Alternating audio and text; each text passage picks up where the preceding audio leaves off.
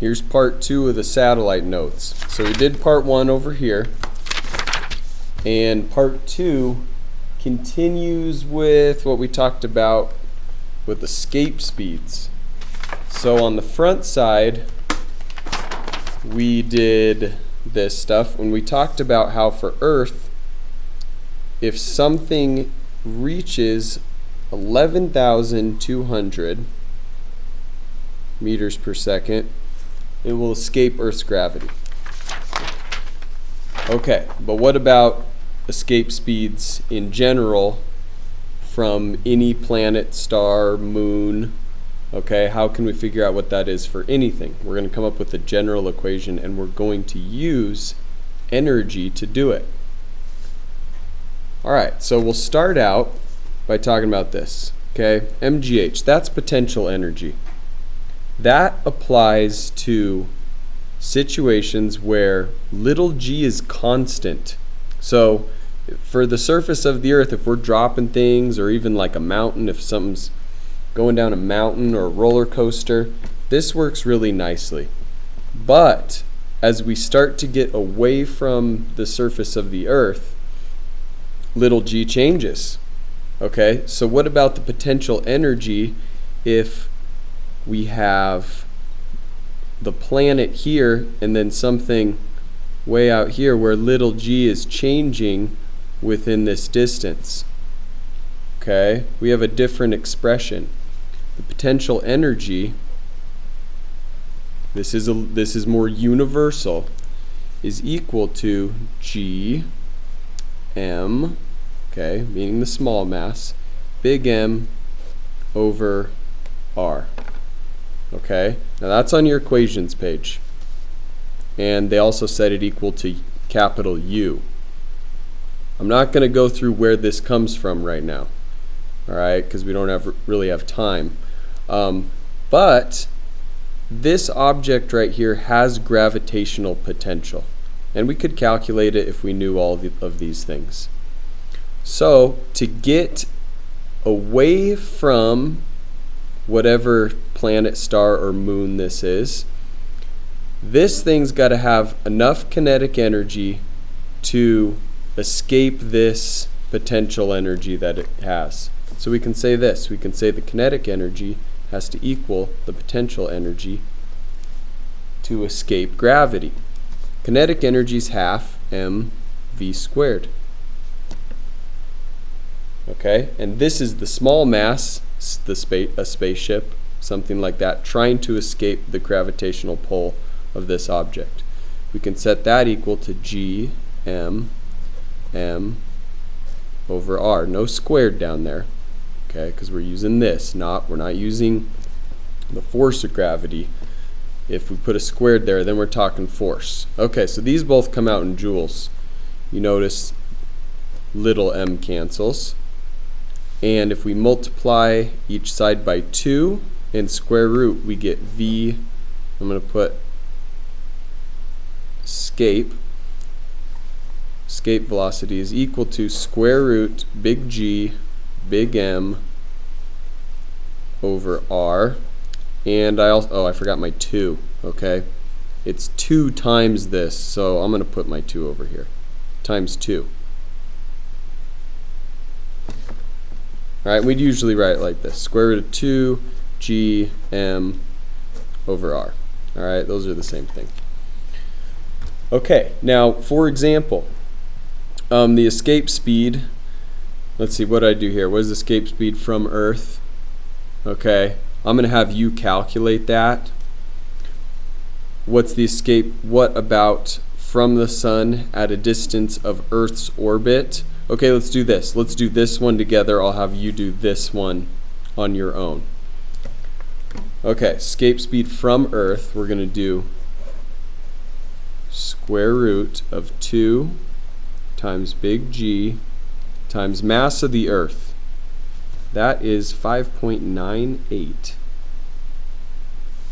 times 10 to the 24th. Okay, then down here, we got to divide by the radius. So we are talking surface here. Escape speed from the surface of the Earth. Now we could also calculate the escape speed from a distance up here, and we just use this radius here. So what we're doing is we're going to use this radius, or just the radius of the Earth, which is 6.37 times 10 to the 6th. Okay.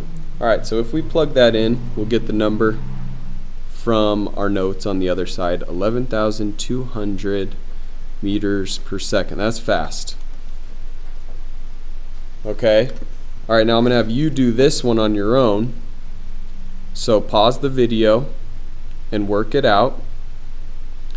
And then when you unpause the video, I'll put the answer on here. You got to prove where the answer comes from. So show the numbers. Okay, pause now. Alright, hopefully that was fun. Okay, you had to look up this. You had to look up the Earth-Sun distance. So make sure you know you're on the internet right now, so you can find that anywhere.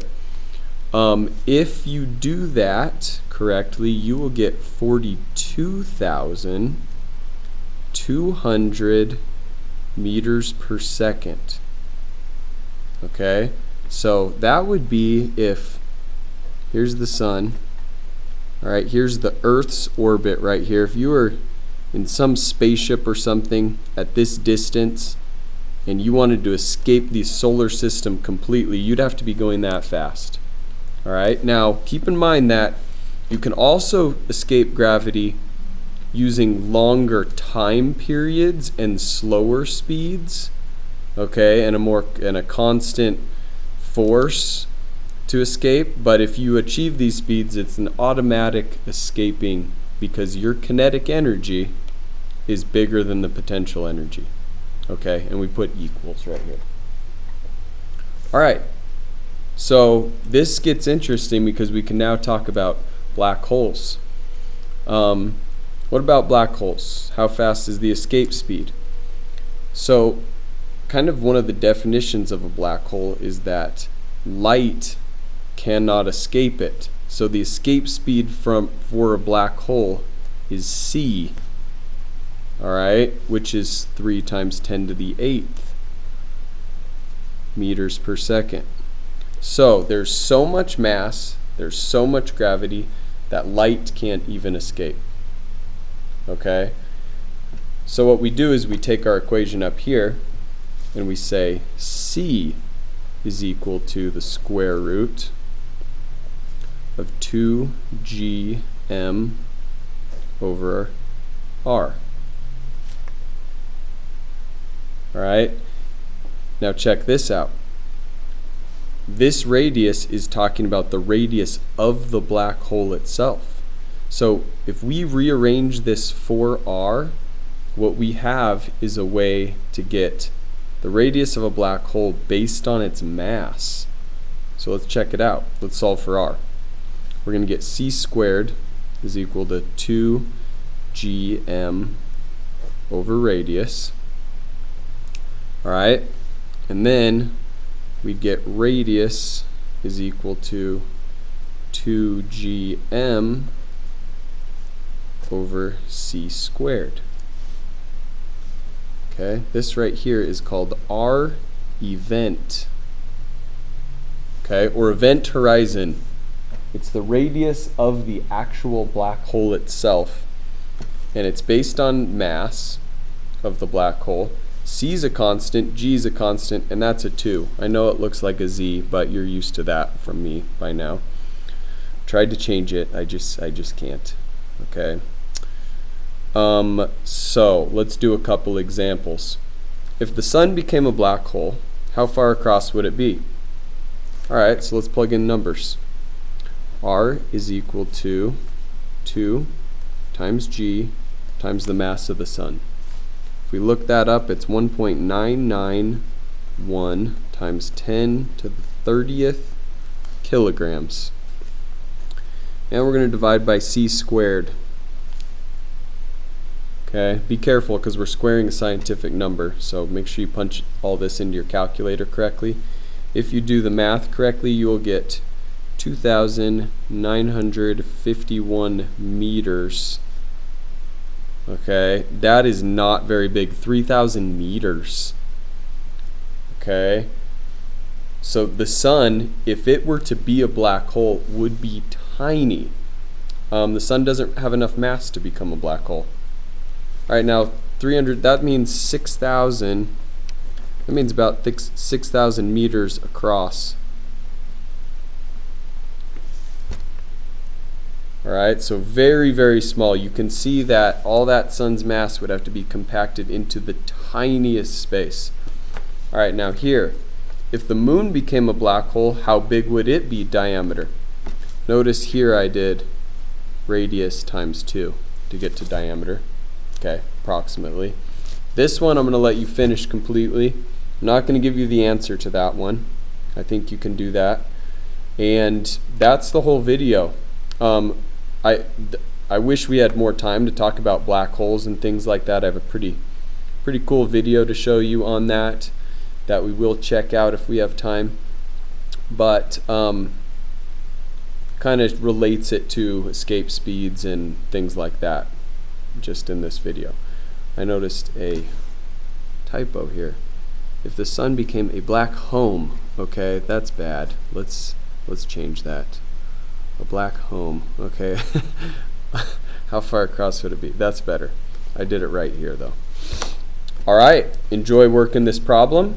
I'd encourage you to check it with another physics student and see if you got the same answer.